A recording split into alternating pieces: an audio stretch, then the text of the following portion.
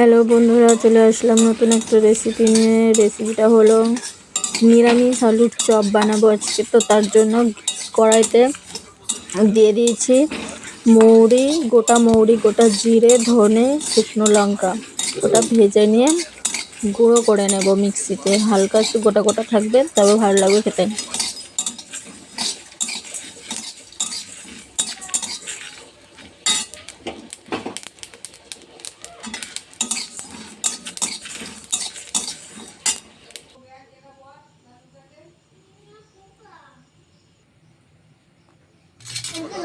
গুঁড়ো করা হয়ে গেছে মশলাটা। এর বাটির মধ্যে আছে আদা, আর আছে এখানে বেসনটা আমি হলুদ, নুন, জল দিয়ে গুলে ঢাকা দিয়ে রাখবো কিছুক্ষণ, বেশ কিছুক্ষণ।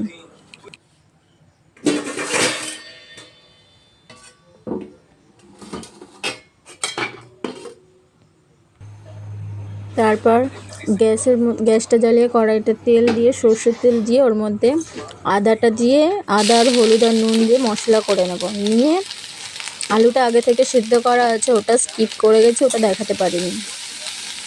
দেখো মশলা করে নিচ্ছি।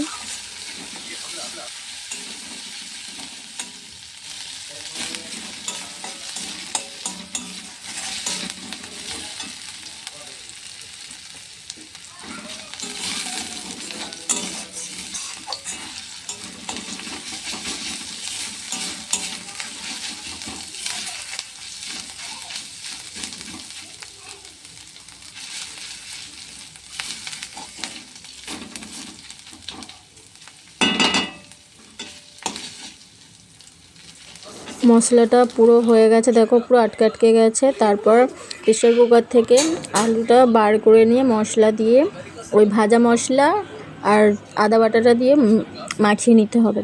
বেসনটাও দেখো গোলা রেডি। আলুটা হাতের ওপরে তেল মাখিয়ে একটু নিয়ে গোল গোল করে বেসনের মধ্যে ডুবিয়ে দিয়ে তেলের মধ্যে ছেড়ে দেবো।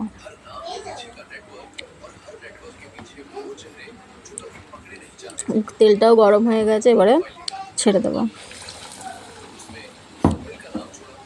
তো প্রথমে একটা দিয়ে দেখে নিলাম তেলটা ঠিকঠাক গরম হয়েছে কিনা, চপটা ভালো করে উঠছে কিনা। তো আমার দেখো দুটো চপ ভাজা হয়ে গেছে, আর এদিকে কুমড়োও ভাজা হয়ে গেছে। দেখো একদম লালচে মুচমুচ করছে। তো আমার সবগুলো চপ ভাজা হয়ে গেছে। তোমরাও কিন্তু এরকমভাবে বানিয়ে খেয়ে দেখো নিরামিষ।